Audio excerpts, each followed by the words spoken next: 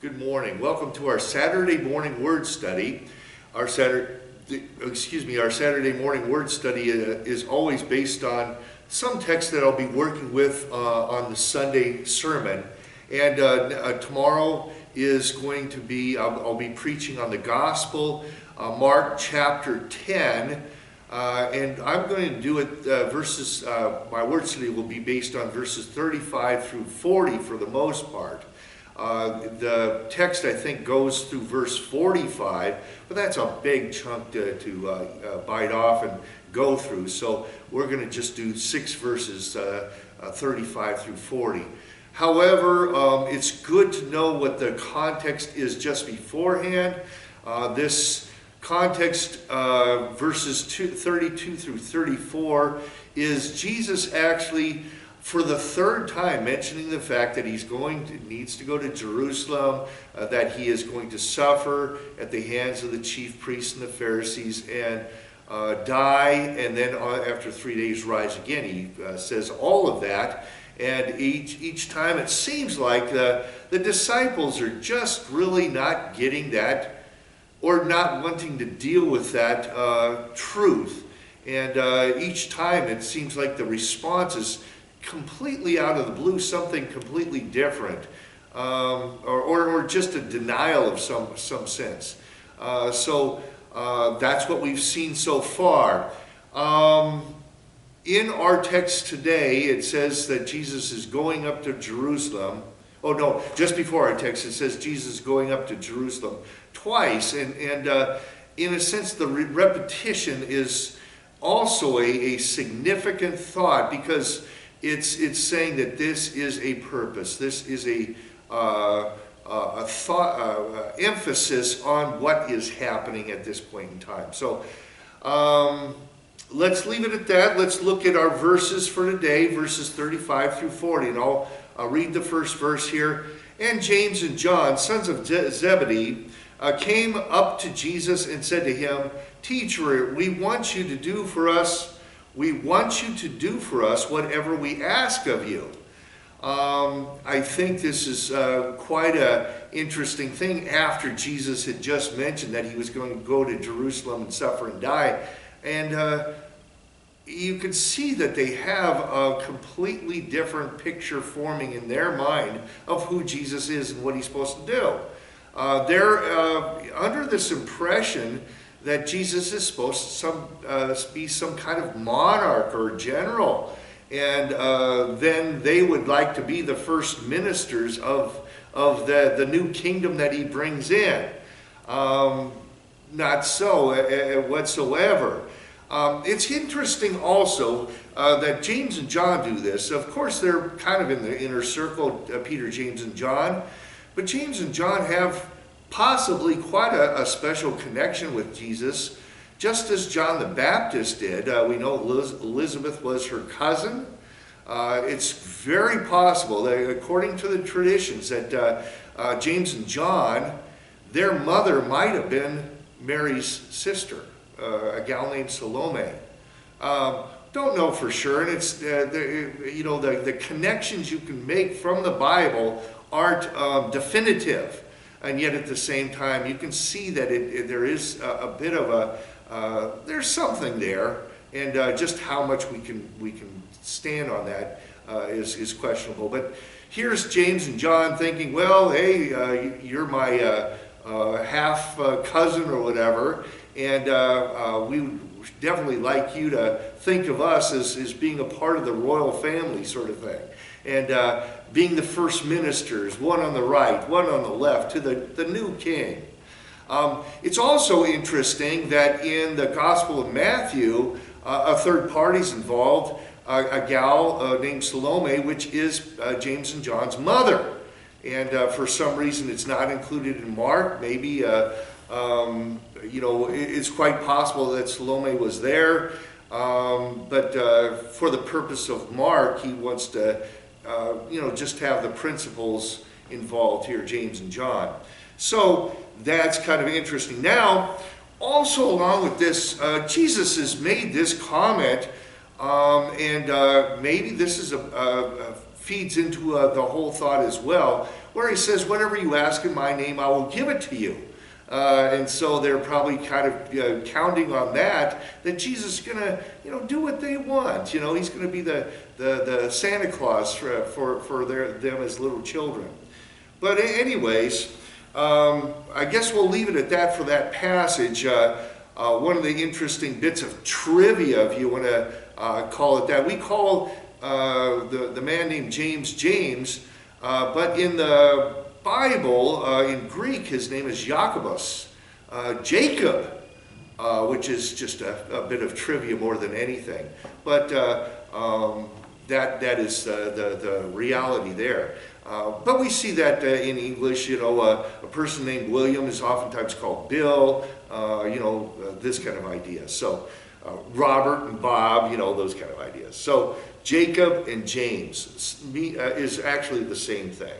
Okay, let's move on to the next 2 verses. I'll read them together. And he said to them, what do you want me to do for you? And they said to him, grant us to sit, one at your right and one at your left in your glory.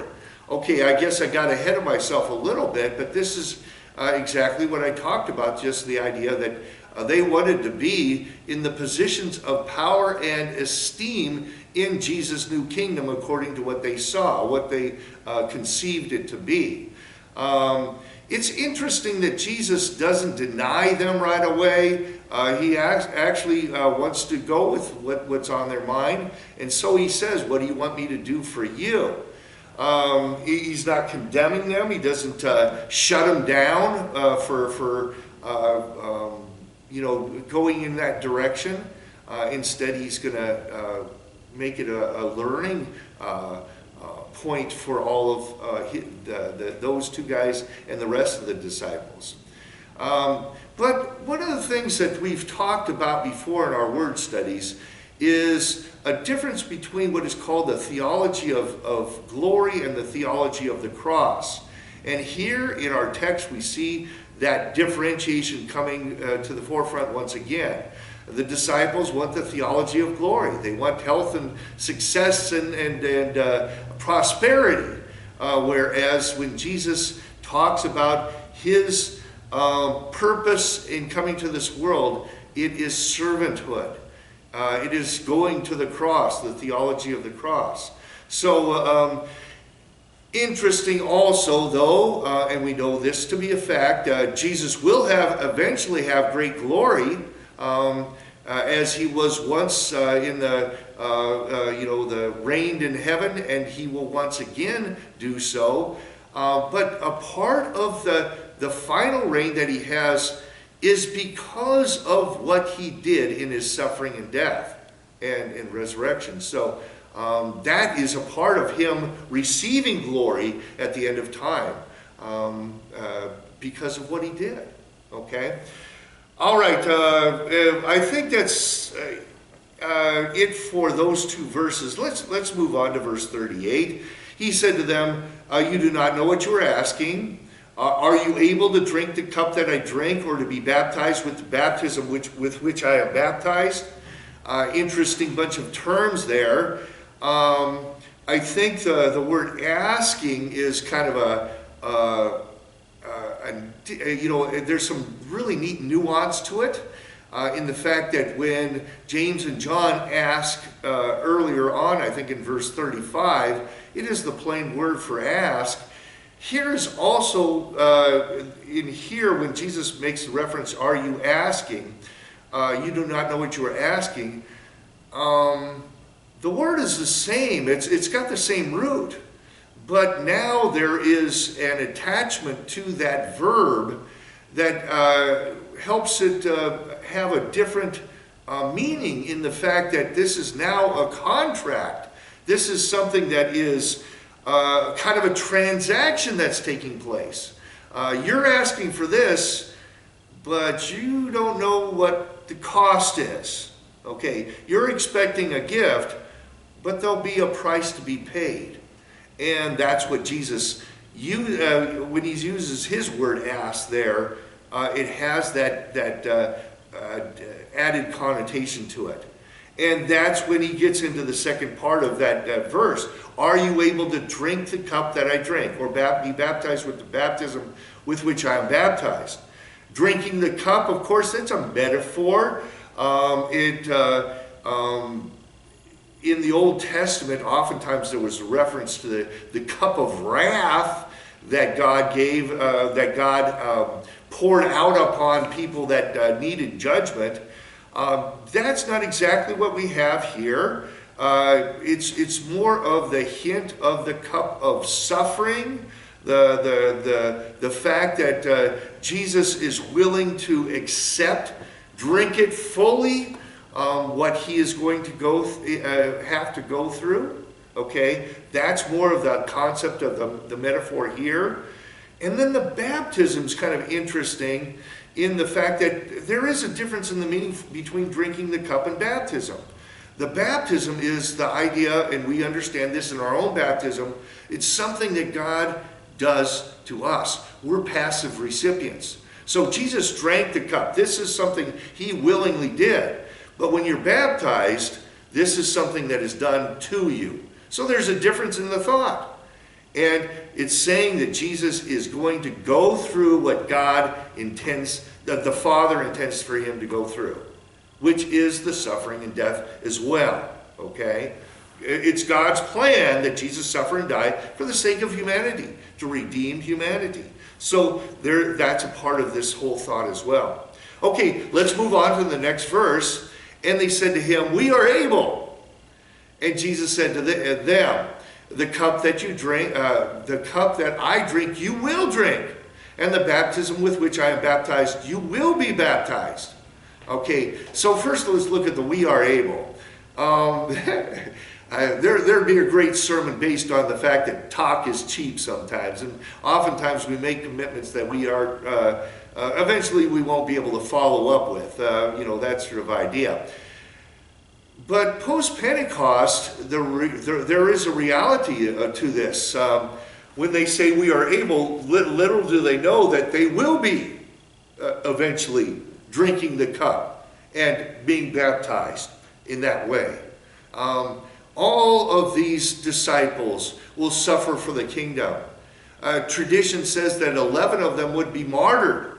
And of course, the only one not, John, did a whole lot of suffering and ended up dying in exile on an island in the middle of nowhere. So they did suffer for the sake of the kingdom, many different ways. So they drank of the cup and were baptized with that baptism. But let's move on to the last verse that we will cover today. But to sit at my right hand or my left is not mine to grant, but it is for those. For whom it has been prepared. So in this verse we have one last important point to make, and that's the fact that Jesus recognizes his own deference to the Father. He is not the one in charge as the disciples assume he's supposed to be. He's the great monarch, they think. And he will be in charge and take care of things, and he's the one that's allowed to grant things. And Jesus says, no, it's my Father in heaven. And so I think there's a point to be made there, that ultimately all of this, including the plan regarding Jesus' passion and his resurrection and his elevation, exaltation, this is all according to the plan of the Father for his sake of saving humanity. So we're getting close to the death and passion of Jesus Christ.